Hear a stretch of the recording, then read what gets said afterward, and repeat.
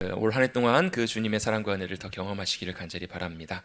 그래서 우리가 1월부터 시작해서 우리 하나님의 말씀들을 쭉 나눠가면서요, 특별히 성경에서 하나님의 사람들, 하나님과 함께 동행하며 살아갔던 하나님의 사람들에 대한 말씀들을 쭉 이렇게 순서대로 좀 나눠왔습니다. 제일 첫 시간에는 아담. 여러분, 아담이 누구예요? 아담이 뭐 했던 사람이에요? 아담은요, 하나님의 기쁨이었습니다. 여러분, 그 첫 아이를 낳았을 때, 첫 손주를 안았을 때 그 기쁨 있잖아요. 그 감격과 기대 있잖아요. 얼마나 하나님께서 아담을 보시면 기뻐하셨을까? 얼마나 하나님께서 아담을 보시면서 좋아하셨을까? 아담은요, 하나님의 기쁨이었어요. 근데 또 한편으로는 아담이 범죄한 이후에 그가 에덴에 쫓겨나가야만 했을 때 아담은 하나님의 아픔이었어요. 하나님의 아픔이고 슬픔이었어요. 아담에게는 양면이, 그 두 면이 다 같이 있어요. 그래서 하나님께서는 아담을 보실 때마다 늘 아담을 다시금 아픔의 자리에서 다시 하나님의 기쁨의 자리로 에덴으로 주님이 돌아오기를 원하세요. 두 번째 살펴봤던 인물은 노아입니다. 노아는 뭐예요? 하나님의 소망이셨어요. 온 땅을 물로 다 쓸어버리시고 심판해버리셔야만 했을 때 하나님이 그토록 애통해 하시며 마음 아파하실 때 유일하게 누구만요? 노아는 하나님의 의로운 자라, 하나님이 인정해 주시는 하나님의 사람이 되었어요. 그 시대의 유일한 하나님의 소망, 기쁨. 여러분, 그 노아와 같은 사람이 저와 여러분 되시기를 축복합니다. 하나님 이 시대에 정말로 하나님의 소망으로 찾고 기다리시는 사람이 노아와 같은 저와 여러분이 되기를 간절히 원합니다. 세 번째로 노아를 넘어서 아브라함. 아브라함은 누구예요? 하나님의 약속을 믿었던 사람이에요. 그래서 그 믿음의 조상이 되고 약속의 통로가 되었던 사람. 하나님의 약속을 믿었기 때문에 자신의 본토 친척 아비집을 다 버리고 떠나요. 그리고 하나님이 말씀하시는 그 땅을 약속을 향해서 나아가잖아요. 그의 믿음의 순종 때문에 지금 우리도 존재할 수 있는 거예요. 아브라함의 믿음 때문에 아브라함의 믿음 안에서 우리도 믿음 안에 살아가는 약속의 귀한 보증을 받은 그런 약속의 상속자가 되는 거예요. 그래서 아브라함을 뭐라고 불러요? 믿음의 조상이라고 부르잖아요. 하나님께서 하나님의 약속과 계획들을 우리를 통해서 이루어가기를 원하실 때 그 시작을 아브라함을 통해 시작하셨어요. 그래서 여러분, 여전히 우리가 부족해도 모자라도 하나님께서는 우리를 통해서 뭘 보고 계시냐면 하나님이 우리가 세상의 복이 되기를 원하세요. 세상의 복의 통로로 살아가길 주님이 원하십니다. 안 믿어지시죠? 근데 그게 주님의 약속이에요. 그게 주님의 계획이세요. 여러분, 믿고 순종하고 따라갈 때 하나님께서 우리를 통해서 그 언약을 이루어 가실 줄로 믿습니다. 그 다음에 야곱을 살펴봤어요. 야곱은 누구예요? 야곱은 뭐 했던 사람이에요? 움켜쥔 사람이에요. 뭘 움켜쥔 사람이에요? 자기가 얻고자 하는 것들을 끊임없이 움켜쥐려고 살았던 사람이에요. 그럼 저도 어렸을 때 그런 모습, 지금도 좀 있겠지만 끊임없이 움켜쥐려고, 내가 주려고, 남보다 더 주려고, 그렇게 평생을 살아갔던 야곱이 하나님 앞에서 어떻게 해요? 자기가 쥐고 있는 것들이 자신의 인생에서 자신에게 아무런 도움이 되지 못. 여러분, 우리가 이걸 깨닫는 순간이 있습니다. 언제 깨닫는 줄 아세요? 죽음 앞에서 봤을 때 깨닫게 돼요. 죽음 앞에서는 내가 움켜쥐고 있는 것이 내게 도움이 되는 것이 아니구나, 이것이 나를 지켜주고 보장해주지 못하는구나. 그제서야 야곱이 그걸 깨닫고 뭘 해요? 손에 쥐고 있는 것들 놓고 뭘 잡아요? 주님을 붙잡잖아요. 주님과 씨름해요. 씨름한다는 얘기는 놓지 않는다는 얘기예요. 야곱은 결국 그 주님을 붙잡고 살았던 인생이에요. 야곱이 형 에서보다 잘난 것이 있었을까요? 글쎄요. 야곱이 어떻게 보면요, 우리보다 더 나았을까요? 야곱을 성경에서 이렇게 불러요. 지렁이 같은 야곱아. 이 뭐하다라는 거예요?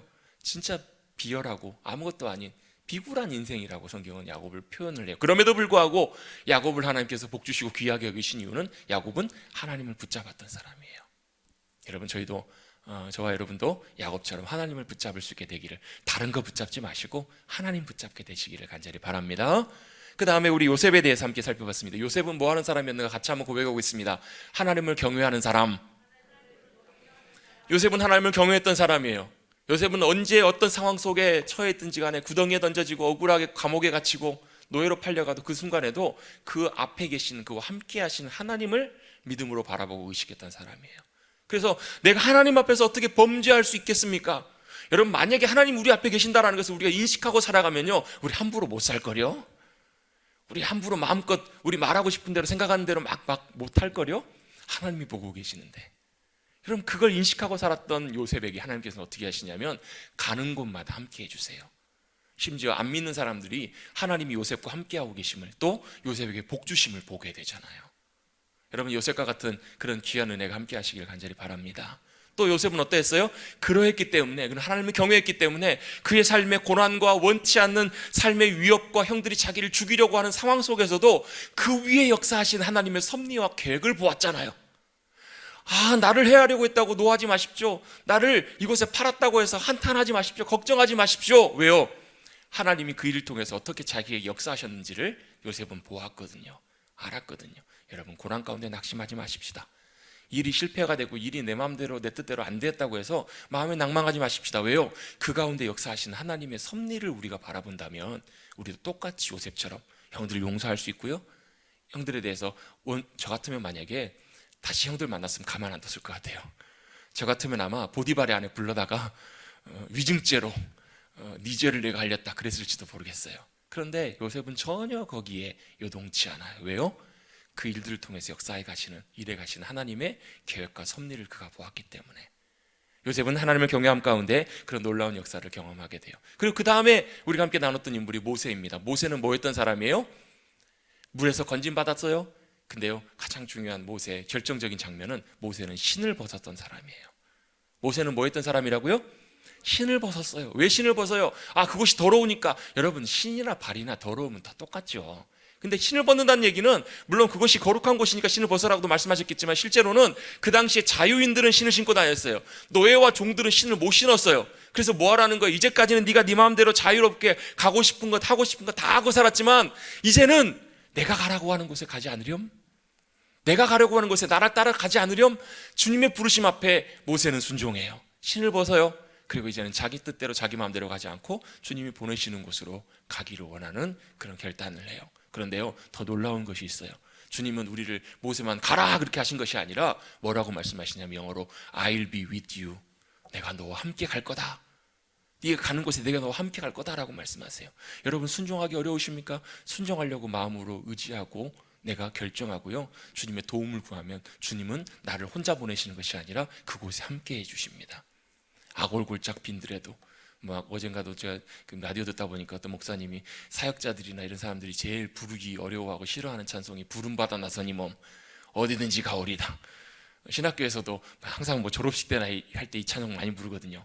부름받아 나서니 몸 어디든지 가오리라. 아골골짝 빈들에도 예를 보내소서 이러거든요.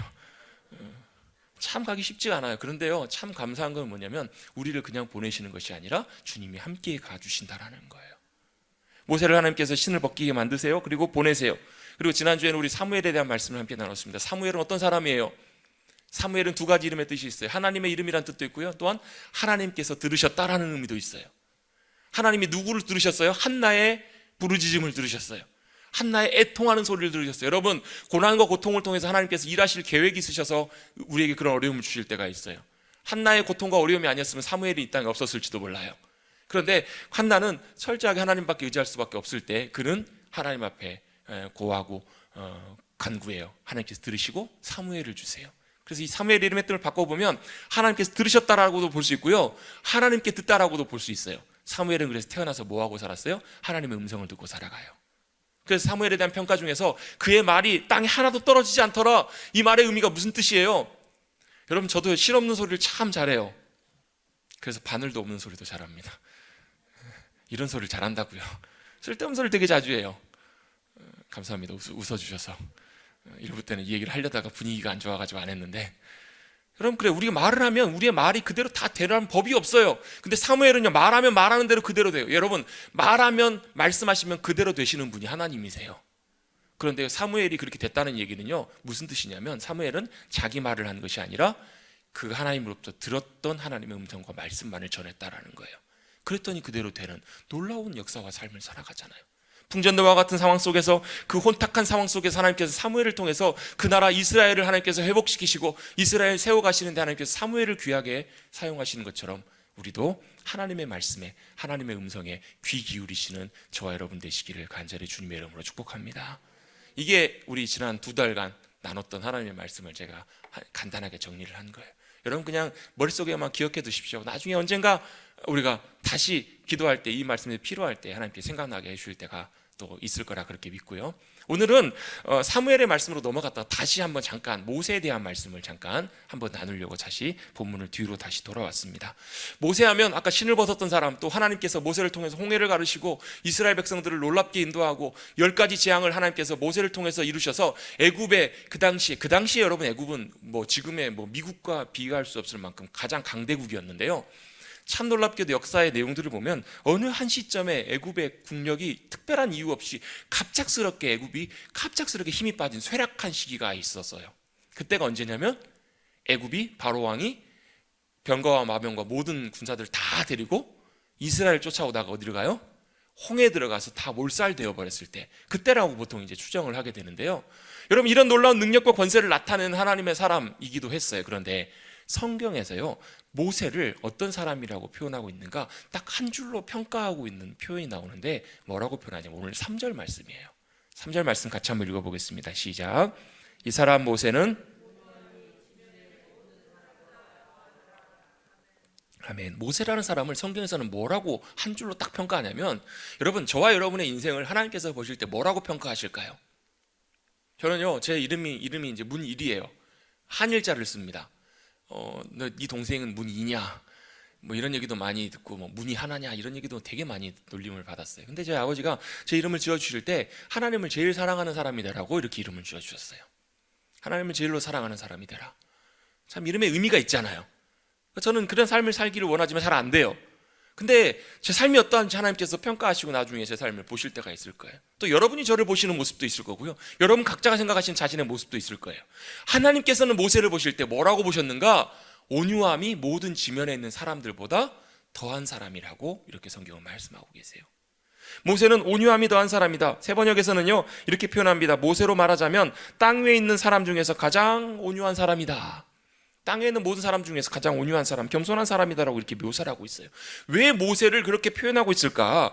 또 무엇 때문에 갑자기 이 본문에서 이 말씀을 강조하고 있고, 또 온유함이 무엇이기에 이렇게 하나님께서 설명을 하고 계시는가? 이 온유함에 대해서 오늘은 잠깐 좀 함께 나누려고 하는 시간을 가지려고 합니다. 사전에서요 온유함이라는 단어를 찾아보면요 뭐라고 나오는 거예요? 여러분, 온유하다라는 것이 무슨 뜻이에요? 온유하다?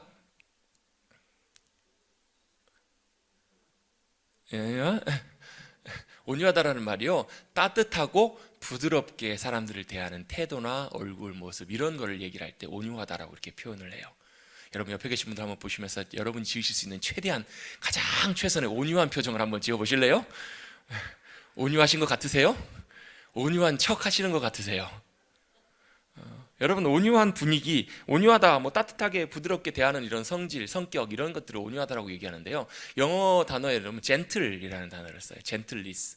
그리고 또 뭐 mild하다, mildness라는 단어를 써요. 또 좀 잘 안 쓰는 단어지만 meek이라는 단어를 써서 meekness 이렇게라도 쓰기도 해요.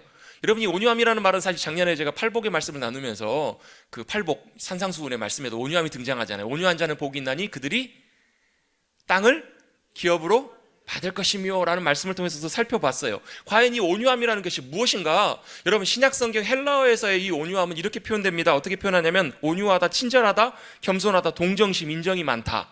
그래서요 이런 단어 여러 가지 의미로 쓰이는데, 예를 들면 동물을 길들이다. 그래서 길들여진 동물들이 온순하게 되다. 뭐 동물들이 날뛸 때 있잖아요. 막 날뛰고 막 이렇게 흥분할 때 달래서 진정시키다 할 때, 이때 이제 온유함의 의미, 이 단어가 쓰였어요. 프라이비스라는 단어인데요.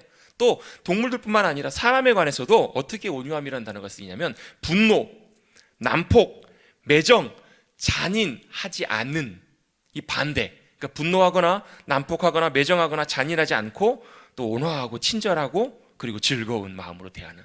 그래서 행동이나 감정이나 이런 것들을 대할 때 친절하게 자비롭게 대하는 거예요.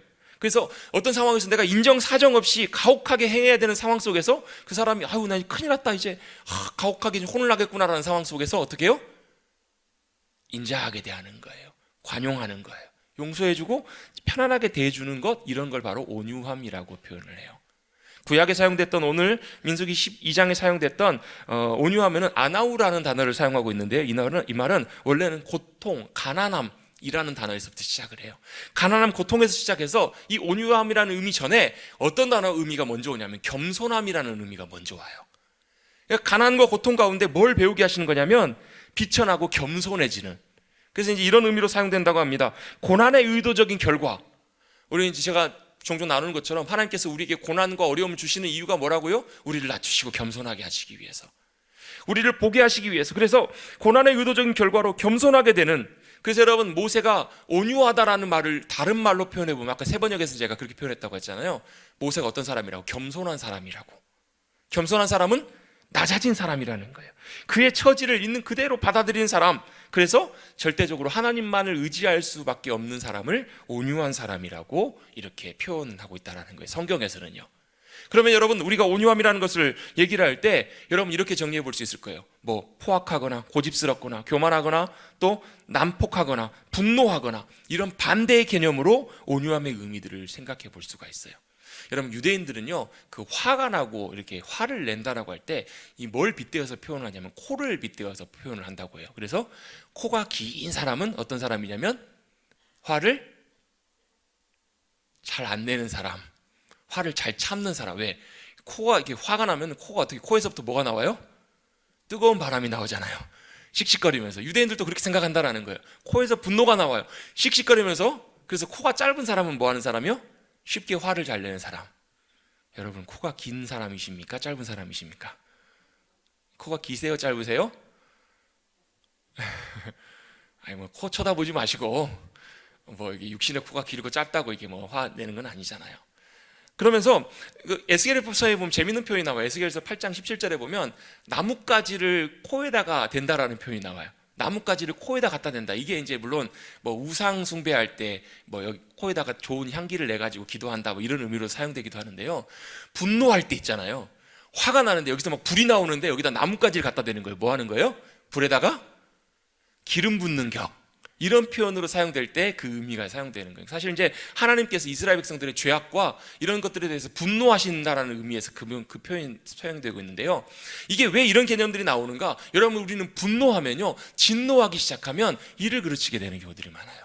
그래서 여러분, 잠언에서 이렇게 말씀합니다. 잠언 16장 32절에 노하기를 더하는 자는 용사보다 낫고 자기의 마음을 다스리는 자는 성을 빼앗는 자보다 낫다. 여러분, 노하기를 더하는 자가 누구보다 낫다고? 용사보다 낫대요. 반대로 표현해보면 노해보면 망한다라는 거예요. 노하면, 진노하면. 또 19장 11절에도 말씀합니다. 노하기를 더디하는 것이 사람의 슬기다. 허물을 용서하는 것이 자기의 영광이다. 여러분, 진노하는 것, 여러분, 저희 아이들이 저에게 꼭 종종 하는 얘기가 있습니다. 아빠는 너무 급발진을 한다고. 이게 무슨 말이에요? 급발진이란 말이 갑자기 확 출발한다는 얘기잖아요. 저도 가만히 있다가 참고 있다가 갑자기 마음에 안 드는 걸 보면 어떻게 해요? 순간적으로 분노가 올라와가지고 확 폭발할 때가 있다라는 거예요.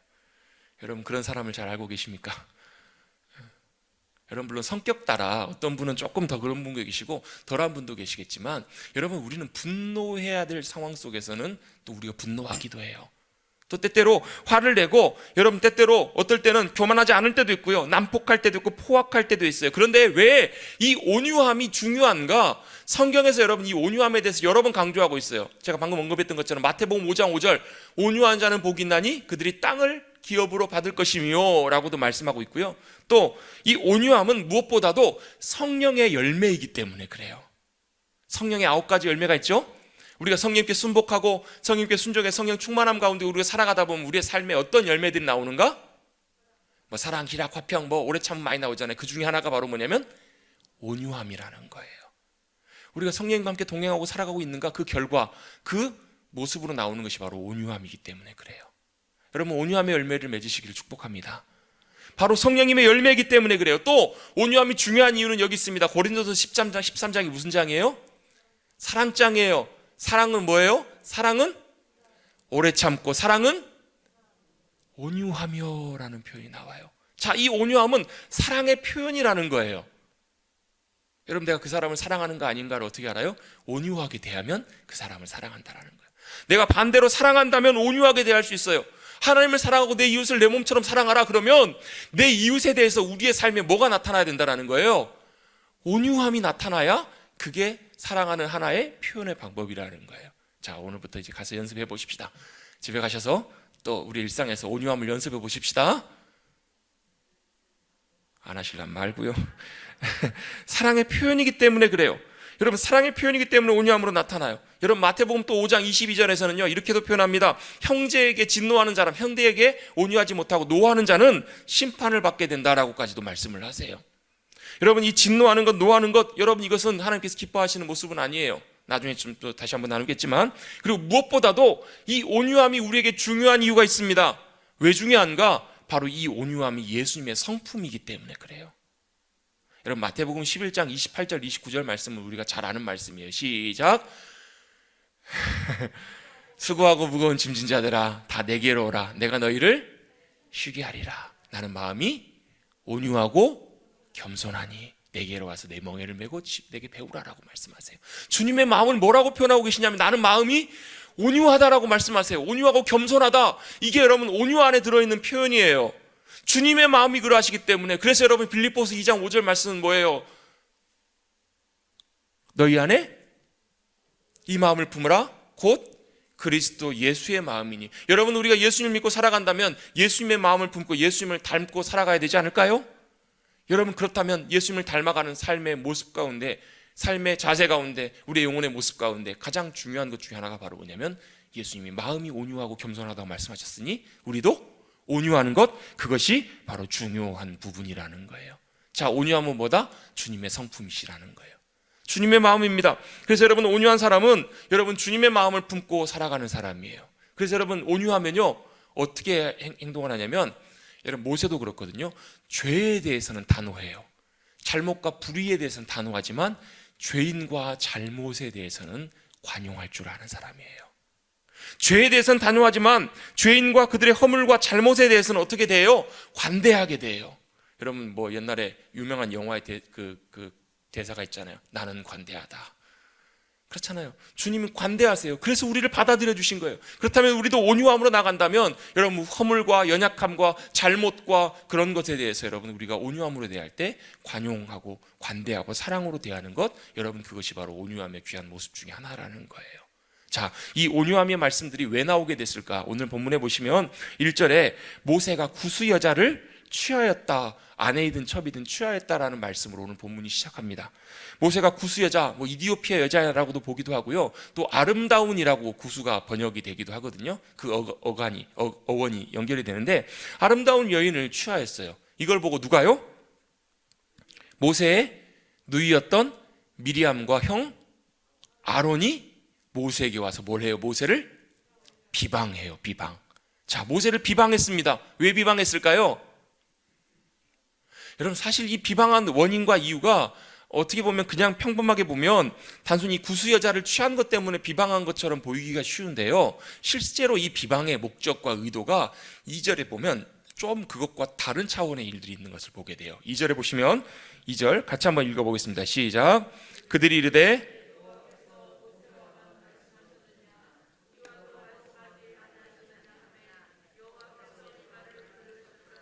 아멘. 자, 아론과 미리암이 와서 지금 모세에 대해서 뭐라고 얘기하냐면, 여호와께서 너 모세 니하고만 얘기하셨냐? 너에게만 말씀하셨냐? 우리에게도 말씀하셨다.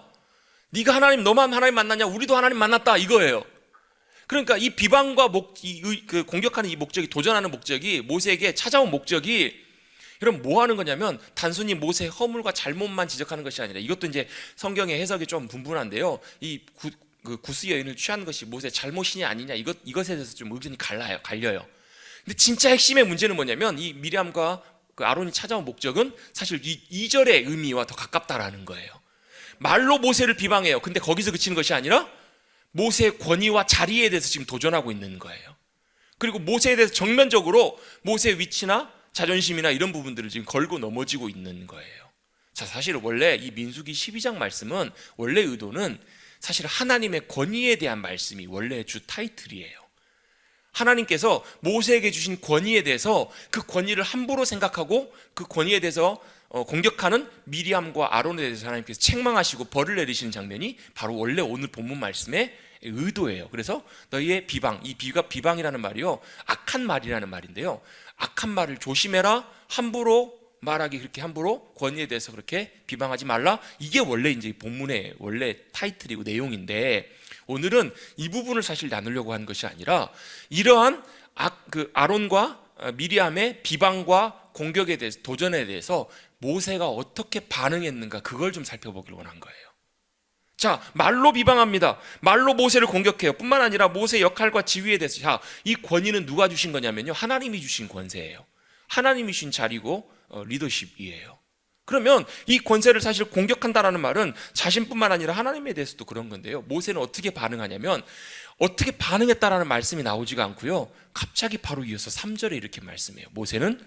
이 사람 모세는 온유함이 지면의 모든 사람보다 더하더라, 이렇게 나와요. 자, 어떻게 했다는 것을 짐작해 볼 수 있냐면, 이 아론과 미리암의 비방과 비난과 공격에 대해서 모세는 온유하게 대했다라는 것을 짐작해 볼 수가 있어요.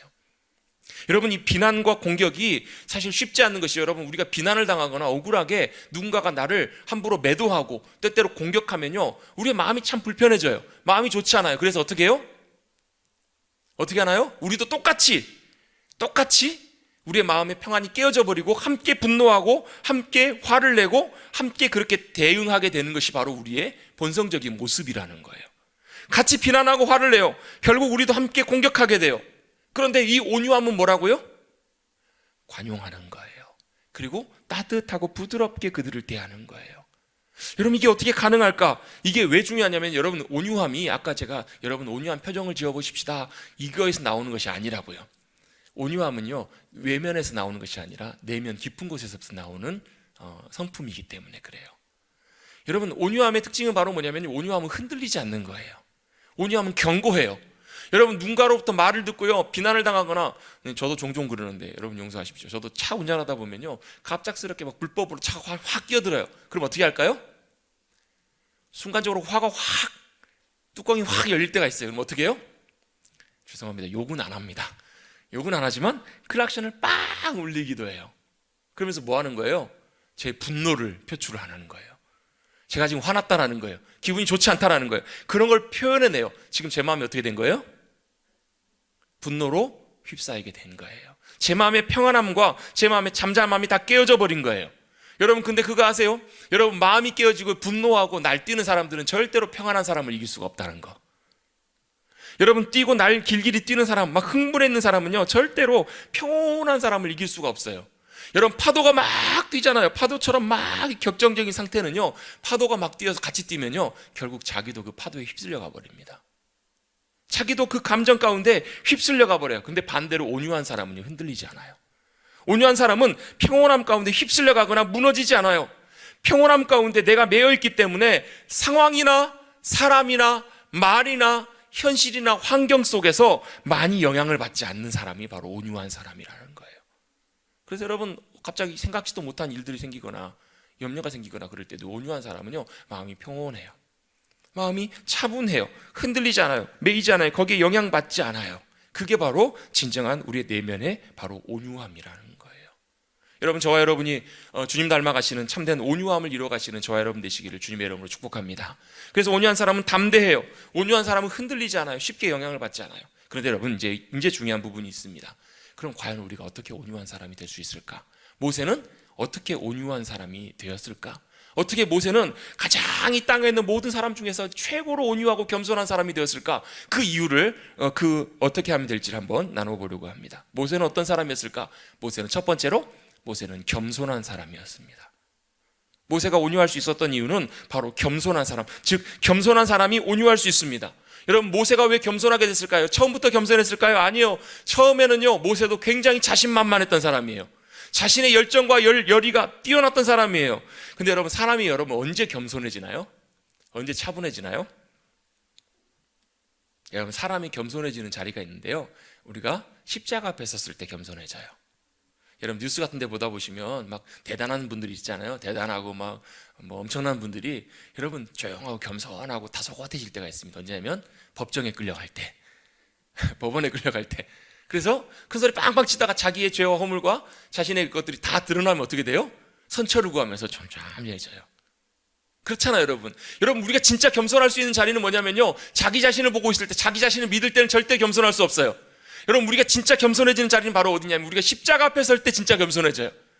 십자가 앞에서 우리가 아무것도 아닌 존재임이, 십자가 앞에서 우리가 이런 존재구나, 아무것도 아니구나. 여러분, 모세는 그걸 언제 경험하냐면요, 80세가 될 때까지 그가 광야에 있을 때 그가 경험하게 돼요. 그 이전에는요, 능력이 넘쳤어요. 자신감이 넘쳤어요. 자신의 능력과 지혜, 여러분 얼마나 대단한 사람이에요. 그 당시 애굽의 왕궁에서 자란 사람이에요. 그가 그 열의를 가지고 자기 민족을 위해서 대단한 일을 해보려고 마음먹었을 때는 하나님께서 그를 통해서 일하실 수가 없으셨어요. 그를 80세가 될 때까지 광야에 넣으시고 뭐하게 하신 거예요? 나는 아무것도 할 수 없구나. 내가 할 수 있는 건 아무것도 없구나. 내가 아무것도 아닌 존재이구나. 그렇게 처절하게 인생의 말년, 노년으로 가게 됐을 때 자기가 어떤 존재임을 그는 깨닫게 됐을 거예요. 나는 아무것도 아닌 존재이구나. 얼마나 낮아졌으면 하나님께서 그를 부르셔서 그를 보내시려고 할 때, 하나님, 보낼 만한 사람을 보내십시오. 그 말은 무슨 얘기예요? 저 못 가요, 주님. 저는 갈 만한 그런 그릇이 못 돼요.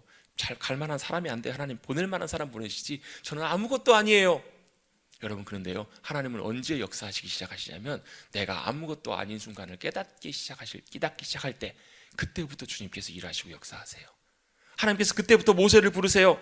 안 가려고 하는 모세를 부르셔서 그를 보내세요. 그가 겸손하게 자기가 아무것도 아닌 존재임을 깨닫게 되었을 때, 그는 그때부터 하나님의 일하심과 역사하심을 경험하게 돼요. 여러분, 기억하십시오. 우리가 겸손하고 낮아진 그 자리가 가장 복된 자리임을, 우리가 가장 낮아질 때, 가장 내려갈 때, 그렇구나, 내가 나를 볼 때, 여러분, 십자가 앞에서 나를 볼 때 의지할 것이 아무것도 없구나, 내가 아무것도 아닌 존재이구나, 내 안에 선한 것이 없구나라는 것을 보게 될 때, 우리는 그제서야 뭘 깨닫게 돼요? 하나님이 도우시고 역사해 주셔야만 내 삶에 의미가 있구나. 여러분, 저도요, 돌아놓고 보면 저도 참 열등감이 굉장히 심했던 사람이에요. 열등감도 굉장히 많고요, 또 자존감도 굉장히 낮은 편이고, 비교의식도 굉장히 강했어요. 항상 사람들의, 여러분, 시선과 사람들의 평가와 사람들의 인정을 굉장히 영향을 많이 받았어요. 누군가가 인정해주면 얼마나 마음이 막 확 올라가요. 그리고 누군가가 혹시 무시하거나 제 자신을 볼 때 너무 연약한 안 된 모습을 봐요. 그럼 어떻게 돼요? 마음이 또 뚝 떨어져요. 뚝 올라가요. 뚝 떨어져요. 그럼 이게 얼마나 기복이 심했는지 몰라요. 좋았다가 나빴다가, 좋았다가 나빴다. 때때로 기분 좋을 때는 세상도 다 줄 것처럼 했다가 기분 나쁘면 또 승질내고 화내고 짜증나고. 여러분, 그런 사람을 알고 계십니까? 여러분, 우리 사실 다 그런 모습들 다 있잖아요. 그런데요, 한 10여 년 전쯤에 제가 십자가에 대해서 다시 깨닫게 되면서 이 많은 것들이 해결이 되었어요. 지금도 물론 그런 생각들과 그런 마음들이 찾아올 때가 있어요. 그런데 다시 그 자리로 돌아가요. 어디 자리로 돌아가냐면요, 십자가 앞에서는 너나 나나 다 하나님 앞에서 선한 것이 하나도 없는 죄인이라는 거예요. 요만큼도 하나님 앞에 내세울 수 있는 것이 하나도 없어요. 그래서 잘난 체 해봐야 아무 의미 없고요, 여러분, 못나봐야 다 거기서 거기에요. 그런데 더 감사한 것이 뭐냐면 아무것도 선한 것이 없는 나를 위해서 주님이 십자가에서 대신 죽어주셨다라는 거예요. 그리고 십자가에서 승리하셨어. 그 십자가의 승리가, 그 십자가의 은혜가 나의 능력이 되고 나의 도움이 되고 나의 은혜가 된다는 사실을 제가 깨닫게 되었을 때, 여러분, 저는 얼마나 자유하게 됐는지 몰라요. 잘나도 그만, 못나도 그만, 남 신경 쓸 것도 없고요, 다 똑같다라는 거예요. 제가 그때 맨날 했던 게 있어요. 니나 나나 똑같다. 여러분, 63빌딩 위에서 보면요, 저나 최용만이나 여러분 뭐 150도 안 되신 사람이나 여러분 다 거기서 거기에요. 하나님이 우리를 보실 때는 그렇다라는 거예요. 그래서 겸손하게 하나님의 은혜만을 구하는 이들에게 하나님께서 능력과 은혜로 함께해 주시더라는 거예요. 그래서 여러분, 겸손한 사람은요, 하나님의 은혜와 도우심만을 구하게 돼요. 제가 깨닫게 되는 것이 바로 그거예요. 주님의 은혜가 없이는 안 되는구나, 주님의 도우심과 주님의 능력이 없이는 나는 아무것도 할 수 없구나라는 것을 깨닫고 그 은혜를 구하게 돼요.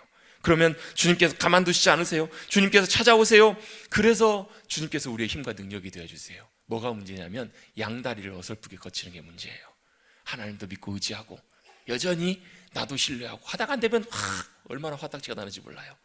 얼마나 안 되면 마음이 무너지는지 몰라요. 또 잘 되면 또 얼마나 마음이 올라가는지 몰라요. 여러분, 양다리 걸치지 마시고 십자가 앞에서 우리의 존재의 진정한 모습을 바라보고 깨닫게 되시기를 주님의 이름으로 축복합니다. 자신의 진짜 모습을 보면 겸손할 수밖에 없어요. 왜? 원래 그런 존재니까요. 모세는요, 비방하는 형들 앞에서, 누나 앞에서 그는 아무 말도 하지 않아요. 왜요? 원래 그런 존재니까.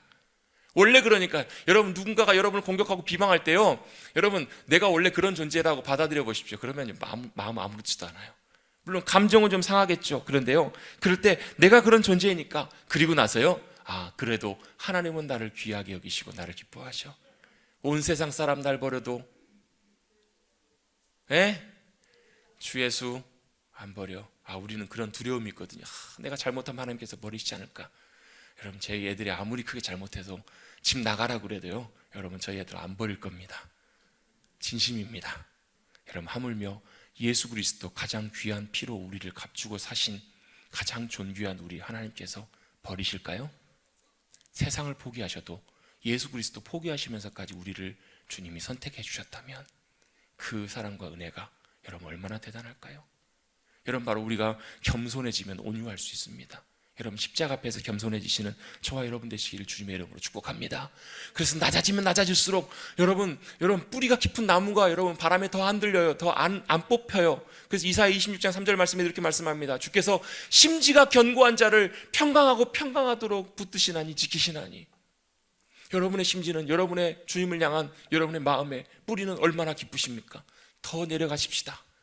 더 겸손하고 낮아지면 낮아질수록 여러분 가뭄에도 여러분 메마르지 않고 풍랑에도 풍수에도 쓸려가지 않는 참으로 귀한 온유한 자, 담대한 자가 될 줄로 믿습니다. 또한 온유한 사람은요, 어떻게 온유할 수 있는가? 하나님으로 인해서 만족한 사람이, 하나님 때문에 배부른 사람이 온유할 수 있어요. 여러분, 배고프면요, 피곤하고 배고프면 예민해지잖아요. 제가 그렇다는 것만은 아니고 피곤하고 배고프면 예민합니다. 근데 배부르고요, 만족하면 모든 것에 대해서 관대해져요. 용납해 줄 수 있고 풍성해질 수 있어요. 어디서 그걸 누릴 수 있는가? 같이 한번 고백해 보겠습니다. 여호와는 나의 목자시니 내가 부족함이 없습니다. 여러분, 이거는 하나님 앞에 나아갈 때만 우리가 누릴 수 있어요. 여러분, 모세가 왜 온유할 수 있었을까? 뒤에 말씀해 보면 이런 표현이 있어요. 야, 모세는 내가 얼굴과 얼굴을 대면하여 보던 자다. 환상으로도 아니고 직접 만나서 내가 말을 전해줬던 말했던 얼굴과 얼굴을 대면해서 만났던 사람이다. 그 말은요, 바꿔 표현해 보면요, 모세는 항상 어디 갔던 사람이에요? 항상 하나님 앞에 나갔던 사람이에요. 항상 하나님을 찾고 구하고 하나님 안에 거하기를 원했던 사람이에요. 여러분, 하나님 안에 거할 때만 만족할 수 있습니다. 예? 하나님 안에 거할 때만 하나님이 내 모든 필요를 아시고 내 모든 상황을 인도해 주시는 하나님이심을 우리가 경험할 수 있어요. 제가 지난주에 제가 원래 국물을 되게 좋아하거든요, 요리에서. 그래서 국물을 좋아했는데 주로 이제 맑고 시원한 국물을 이제 많이 좋아하는 편이에요. 걸쭉한 국물보다. 근데 가끔 가다가 그럴 때가 있어요. 걸쭉하고 진한 국물이 좀 땡길 때가 있어요. 그래서 뭐 추어탕 같이. 그래서 그날은 화요일쯤 됐던 것 같은데 되게 뭐가 먹고 싶으냐, 감자탕이 먹고 싶더라고요. 감자탕에 그 진득하고 걸쭉한 진한 국물이. 그래서 감자탕을 이제 포장을 하려고 당장에 할 수가 없으니까 사러 갔는데 거기에 이제 일하시는 분이, 제가 아시는 분이 한 분이 계셨어요. 처음에는 그냥 마스크를 쓰고 갔으니까 모른 체하고 그냥 사갖고 나와야 되겠다 싶은데 발이 잘 안 떨어지고 괜히 그래도 좀 죄송스러운 거예요. 그래서 그냥 살짝 마스크 내리고 인사를 했더니 너무 반가워하시면서 제가 산 감자탕 위에다가 감자탕을 하나 더 2배로 얹어 주시더라고요. 와, 그래서 이제 2배로 열심히 화요일, 수요일 먹었어요. 근데 목요일이 됐는데 또 우리 사랑하는 권사님께서 또 사랑하는 마음을 담아서 감자탕을 또 한 그릇 끓여가지고 냄비로 하나 채워주셨어요. 이야, 하나님께서 감자탕 먹고 싶었더니 2배, 3배로 채워주시는구나. 저희 아내가 며칠 전에 그 오렌지가 먹고 싶었네요. 그래서 제가 참 좋은 남편이잖아요. 그래서 한참을 며칠을 이렇게 뜸들이고 하다가 이제 오렌지를 좀 사줬어요. 그랬더니 어제 전사님이 교회로 오시면서 목사님 오다가 뭘 좀 사왔어요 하면서 드세요 하면 딱 주시는데 뭘 주세요? 어떻게 이렇게 잘하세요? 오렌지를 주시는 거 2배로 주시더라고요. 여러분, 하나님은 좋으신 하나님이 있어서 2배를 주십니다. 이걸 제가 말씀드리려고 말씀드리는 것이 아니에요. 여러분, 하나님께서요 제게 항상 그렇게 주실까요? 아니요. 아닐 때가 훨씬 많아요. 필요할 때 정말로 궁핍할 때가 훨씬 많고요, 모자랄 때가 훨씬 많고, 여러분 정말로 진짜 힘들고 어려울 때도 훨씬 많아요. 그런데요, 우린 그때마다 어디를 가라고요? 하나님 안으로, 하나님 품으로 들어가시라고요. 그래서 하나님으로 만족하고 하나님 그분을 믿고 신뢰하기 시작하면, 여러분 그래서 믿음으로 여러분 주님을 신뢰하는 게 얼마나 중요한지 몰라요. 시골교회 목사님이요, 새벽에 잠에 주무시는데 새벽 3시쯤에 교회에서 막 소리가 나가지고 나가봤더니 어떤 분이 막 소리 지르면서 기도하고 있어요. 그날이 태풍 부는 날이었는데 하나님 어떻게 나에게 그러실 수 있냐고. 그분이 이제 그 산에다가 뭐 크게 하신 게 아니라 조그맣게 이제 나무 이렇게 과실나무 심어가지고 그걸 좀 파시면서 용돈 하시는 뭐 그런 일들 좀 하셨나 봐요. 나이가 좀 드셔서 자식들 좀 뭐 좀 주시고. 근데 태풍이 부니까 소리가 나서 나가봤더니 난리가 난 거예요. 그래서 그분이 교회 와가지고 하나님 어떻게 나에게 그러실 수 있냐고, 어떻게 그 나무를 다 그렇게 하실 수 있냐고 막 소리 쓰면서 기도를 하시는데, 목사님 보시는데 마음이 너무 안 좋으시더라는 거예요. 마음이 너무너무 안 좋으셔가지고 웬일이냐고 무슨 일 하시냐고, 큰일 나냐고. 아, 무슨 일이요? 막 그래서 화를 내시면서 막 자초지종을 얘기하시길래 목사님이 아유 괜찮으실 거예요 이렇게 하시면서 기도하고 그분이 돌아가셨다라는 거예요. 새벽 기도하는데 그날 태풍이 불어가지고 아무도 안 오고 나중에 날이 괜찮아져가지고 그분에게 전화를 했더니 그분이 뭐라고 그러신 줄 아세요? 아유 목사님 죄송해요. 아 왜요? 그랬더니 올라가 봤더니 열매 하나도 안 떨어지고 나무 하나도 안 상했더라고요. 여러분, 그래서 그 목사님이 뭐라고 하신 줄 아세요? 아 자기는 기도하실 때 하나님 돌아가신 줄 알았다고. 여러분, 우리는요 하나님 안에 거한다고 하면서 하나님 돌아가신 것처럼 여러분 그렇게 살아갈 때가 여러분 많지 않을까요? 여러분, 하나님 안 돌아가셨습니다. 그래서 여러분 하나님 안에 거하시면요 비록 무화과 잎이 다 떨어지고요 포도의 열매가 하나도 없어도요 외양간에 송아지가 없고 우리의 양이 하나도 없어도 내 손에 쥐어진 건 하나도 없어도 난 여호와로 인하여 즐거워하며 구원의 하나님으로 인하여 기뻐하리로다. 여러분, 이것이 믿음인 줄로 믿습니다. 믿음으로 주님 안에 거할 때 내 뜻대로 일 되지 않아도 여러분 우리는 만족할 수 있어요. 그래서 여러분 그 주님의 은혜 가운데 만족하게 되면 내가 뭘 알아요? 아, 하나님 나를 사랑하시는구나. 여전히 나를 포기하지 않으시는구나. 여전히 나를 사랑하는 자녀로 나를 붙잡아 주시고 안아주고 계시는구나. 아까 여러분 예배 시작할 때 여러분 같이 해봤잖아요. 내가 주님 품 안에 거하고 있음을 알게 될 때 여러분 다른 부족한 것이 없다고. 사람을 보며 세상을 볼 때 만족함이 없었지만 나의 하나님 그분을 볼 때 나는 찬송 너무 오래 안 해서 잊어버리셨습니까? 나는 만족하였네. 여러분, 주님으로 인해서 만족하기 시작하면 여러분 우리는 온유할 수 있어요. 여러분, 우리의 영혼이 만족함으로 배불러서 여러분 늘 너그럽고 사랑으로 인자하게 모든 사람들을 온유하게 대우하실 수 있게 되기를 주님의 이름으로 축복합니다. 마지막입니다. 감정에 지배받지 마십시오. 우리가 온유하기 위해서는요 내 감정대로 내 감정이 휩쓸려 가서는 안 된다라는 거예요. 참을인 자 3번이면 살인도 면한다고 하잖아요. 여러분 화가 막 올라올 때 심호흡을 하라고 하잖아요. 그 이유가 봤더니 한 10초에서 15초 정도 시간이 지나면 나를 화나게 막 만드는 그 호르몬과 그 감정이 사그라들기 시작한대요. 그래서 여러분 막 그런 마음이 올라올 때 10초와 15초만 기다려 보십시오.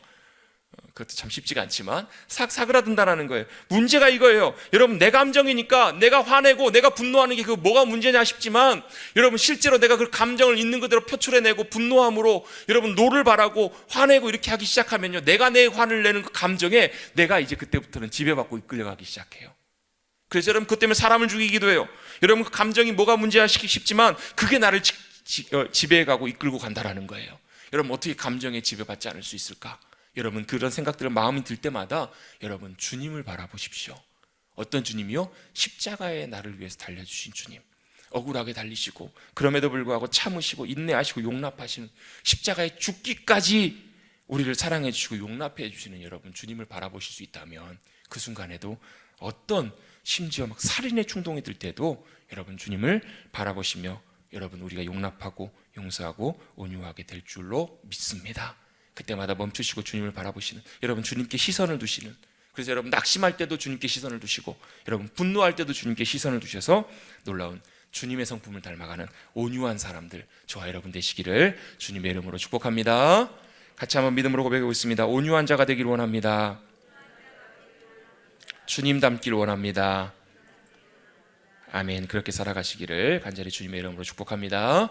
오늘은 찬송하고 기도하도록 하겠습니다. 찬송가 452장 찬송하고요 우리 예물 드리면서 제가 함께 같이 기도하도록 하겠습니다.